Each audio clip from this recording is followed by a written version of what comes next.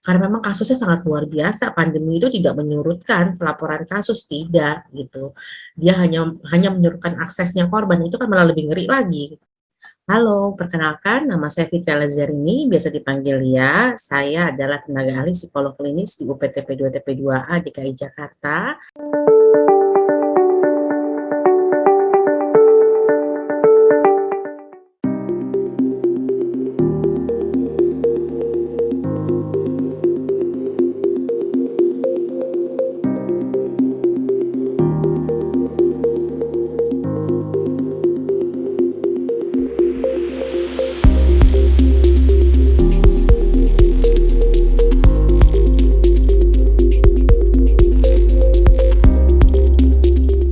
Kalau kita lihat itu dia apa namanya, peristiwanya itu sudah sangat traumatis, meskipun tidak ada penetrasi misalnya, sudah traumatis buat mereka gitu ya. Dan apalagi kalau kita lihat kalau kasusnya pada perempuan dewasa itu kita belum mengenal pelecehan seksual, jadi ketika dia lapor juga masih belum diakui, akibatnya dia kembali mengalami peristiwa kayak penolakan gitu yang memperparah dampaknya.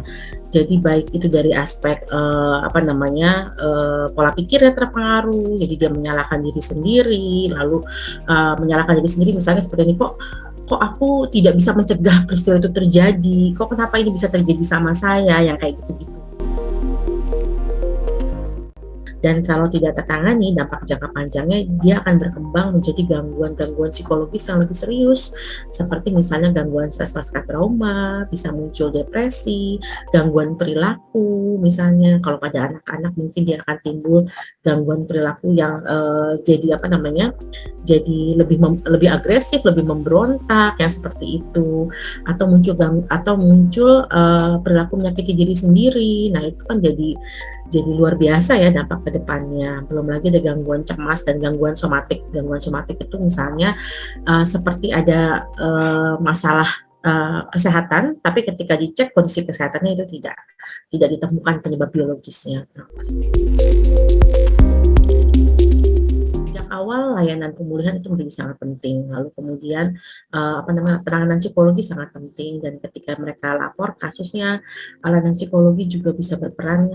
Ketika ada rujukan dari kepolisian, kita bisa melakukan pemeriksaan psikologis yang bisa memotret dampak-dampak psikologis yang muncul, dan juga bisa digunakan nantinya, diharapkan bisa digunakan dalam pengambilan keputusan dalam proses hukum yang seperti itu.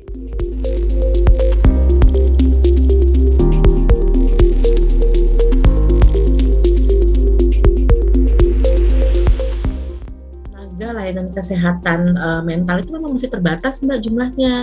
Jumlah pekerja sosial profesional masih terbatas, jumlah psikolog masih terbatas, psikolog klinis terbatas, psikiater juga jauh lebih terbatas lagi.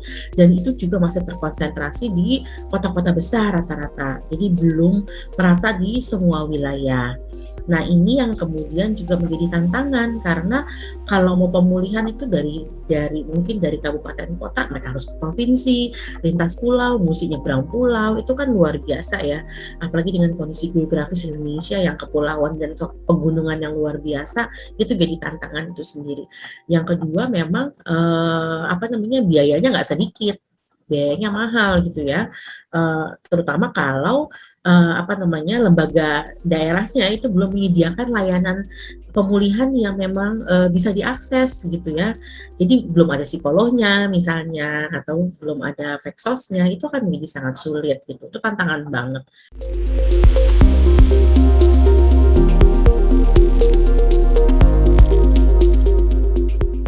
Sebaiknya sih memang melibatkan banyak sekali praktisi kesehatan mental, tidak hanya psikolog tapi juga pekerja sosial profesional itu bisa sangat membantu, psikiater bisa sangat membantu, sehingga apa namanya, kerja bersama itu akan jauh lebih baik. Dan selain itu juga keberadaan pendamping korban dari apa namanya, organisasi keagamaan atau organisasi masyarakat gitu ya, LSM misalnya, itu juga sangat membantu.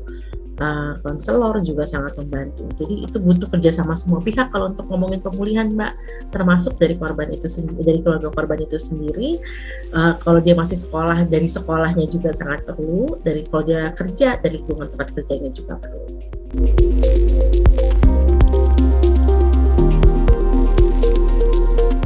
dampaknya itu memang benar-benar bisa menjawab kebutuhannya korban.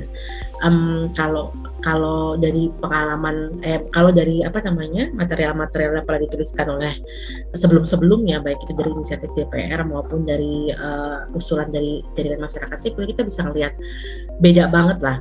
Dari ragam bentuk kekerasannya juga mengakomodir setidaknya tadi untuk kasus kekerasan seksual pada anak laki-laki, misalnya ketika terjadi penetrasi lewat apa namanya anus, itu tidak lagi disebut sebagai pencabulan gitu. Itu kan mereduksi banget gitu ya menurut saya gitu. Setidaknya dari situ. Lalu kemudian juga selain ragam bentuknya yang mengakomodir banyak sekali bentuk yang selama ini belum tercover oleh undang-undang yang lain, di rancangan undang-undang ini juga saya berharap itu upaya pencegahannya bisa apa namanya bisa lebih holistik, bisa lebih terintegrasi ya. Nah, intinya adalah kita peduli, kita positive thinking terhadap rancangan undang-undang penghapusan kekerasan seksual ini, bahwa ini adalah untuk kemaslahatan kita semua bersama gitu ya. Karena memang kasusnya sangat luar biasa, pandemi itu tidak menyurutkan pelaporan kasus, tidak gitu.